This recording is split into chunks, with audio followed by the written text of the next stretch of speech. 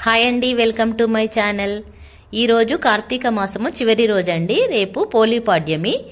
పోలీపాడ్యమి రోజు తెల్లవారుజామున తులసి చెట్టు ముందు కానీ నక్షత్రాలు కనబడే చోట కానీ పసుపుతో అలికి అష్టదళ పాద పద్మం ముగ్గు వేయాలి. ఆ ముగ్గులో పసుపు కుంకుమలు అలంకరించాలండి. తులసి చెట్టును కూడా అలంకరించాలి. ఇలా చేసిన తర్వాత మనము ఒక బేసిన్ తీసుకొని దానికి పసుపు కుంకుమ గంధము అలంకరించాలి.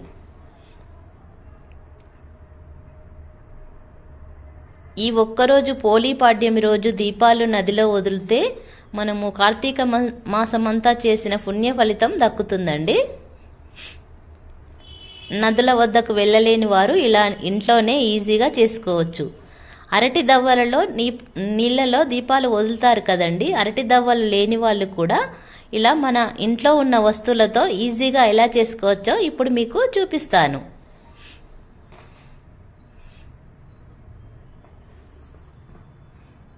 పసుపు కుంకుమలు అయితే అలంకరించాను.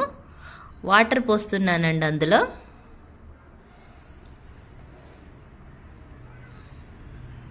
ఈ వాటర్ని గంగా జలంగా భావించాలి.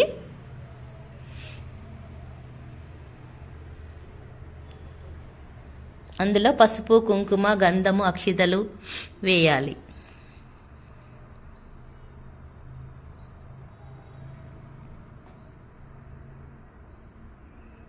ఈ గంగా జలంలో పువ్వులు అలంకరించాలండి.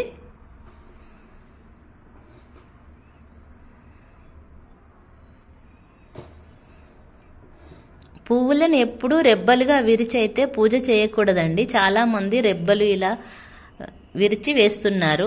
అలా చేయడం అయితే చాలా తప్పు. పువ్వును పువ్వుగానే ఉండనివ్వాలి పూజకి. రెబ్బలు తుంపి వేస్తారండి, అలా చేయకూడదు. ఇలా గంగాజలంలో పువ్వులు అలంకరించాలి.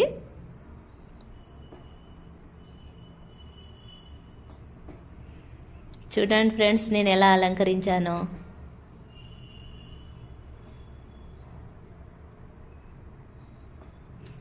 ఇలా అలంకరించుకున్న గంగాజలంలో మనకు అరటి దవ్వలు లేవు కదండి. ఇప్పుడు అరటి దవ్వలు దొరకట్లేదని చెప్తున్నాను కదా, అందుకే ఇప్పుడు అరటి దవ్వలు లేకున్నా మన ఇంట్లో కొబ్బరి చిప్పలు ఉంటాయి కదా.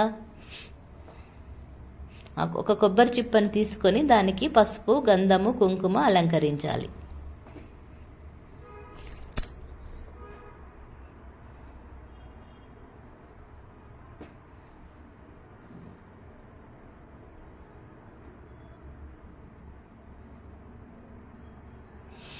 నేనైతే పసుపు కుంకుమ గంధాన్ని అలంకరిస్తున్నాను.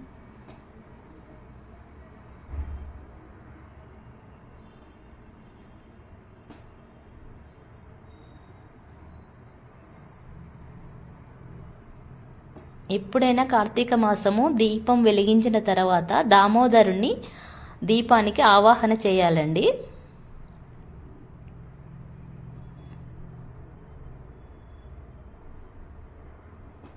ఇలా కొబ్బరి చిప్పను అలంకరించుకొని ముందుగా మనం రెడీ చేసి పెట్టుకున్న నెయ్యొత్తులు ఉంటాయి కదండి. నేనైతే ఇందులో తమలపాకులు వేస్తున్నానండి. కొద్దిగా పసుపు, కొద్దిగా కుంకుమ గంధం వేశాను. ఇప్పుడు మనం ముందుగా రెడీ చేసి పెట్టుకున్న నెయ్యొత్తులను ఇందులో పెట్టుకోవాలి. ఇలా పెట్టుకొని దీపం వెలిగించాలి. మీకు చూపించడం కోసం నేను ఇలా చేస్తున్నానండి.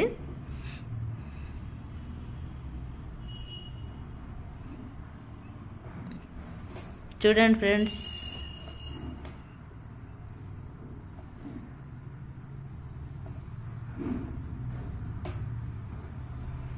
ఈ దీపాన్ని ఈ వాటర్లో ఇలా వదలాలండి.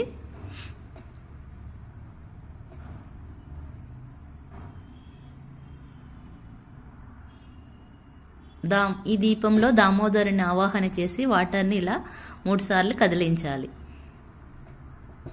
చూడండి ఫ్రెండ్స్, మనకు అరటి దవ్వలు లేకున్నా ఈ కొబ్బరి చిప్ప పద్ధతిలో ఇలా వెలిగించుకోవచ్చండి. ఇది ఒక పద్ధతి అండి. ఇప్పుడు రెండవ పద్ధతి.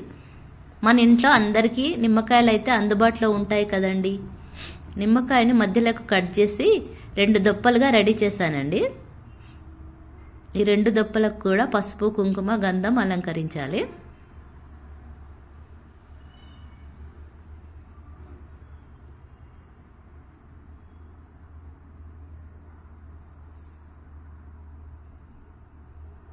ఇప్పుడు ఇందులో కొంచెం పసుపు, కుంకుమ, గంధం, అక్షితలు వేయాలి.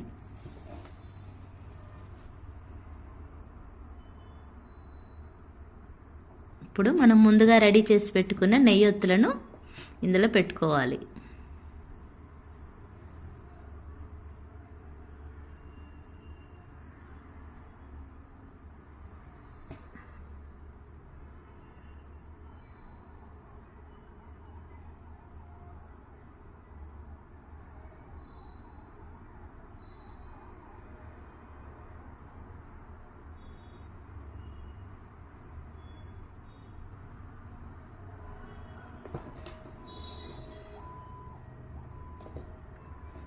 చూడండి ఫ్రెండ్స్, ఇది రెండవ పద్ధతి. మనకు అరటి దవ్వలు లేకపోయినా ఇలా నిమ్మకాయని 2గా కట్ చేసి ఇలా రెడీ చేసుకోవచ్చండి.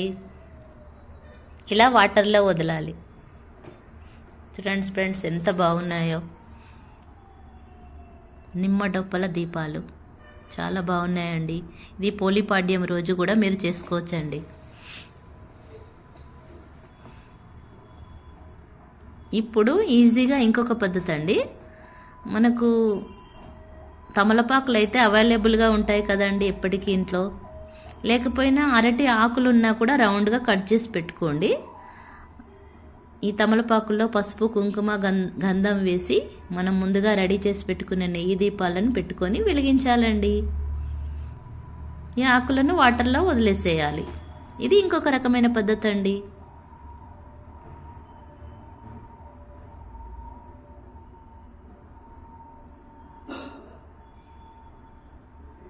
ఈ పద్ధతుల్లో మీకు ఏది ఇంట్లో అవైలబుల్గా ఉంటే దాన్ని ఉపయోగించి ఇలా పోలిపాడ్యం రోజు వాటర్లో ఇలా దీపాలను వదలండి. ఈ 3 రకాల పద్ధతులైతే నేను మీకోసం అయితే చూపిస్తున్నాను.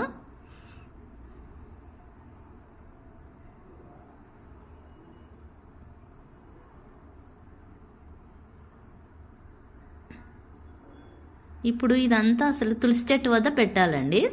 కాకపోతే నేను మీకు కోసం అయితే నేను ఇలా చేశాను. ఇప్పుడు ఆ అష్టదళ పాదపద్మ ముగ్గులో ఇలా పెట్టుకున్న తర్వాత వదిలాలండి.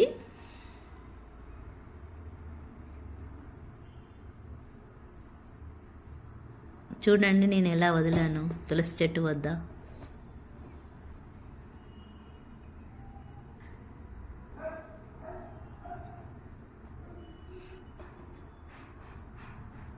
నక్షత్రాలు ఉన్నప్పుడే ఈ పూజ చేస్తారండి. బ్రహ్మి ముహూర్తంలో పోలిపాడ్యం రోజు.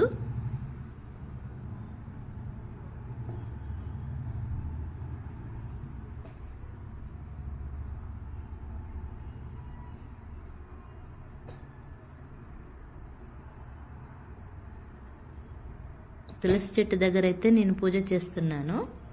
ప్రసాదము, గంధము, అక్షితలు, పువ్వులు, దీపము, ధూపము, హారతి అన్నీ చేస్తున్నానండి తులసి చెట్టుకైతే.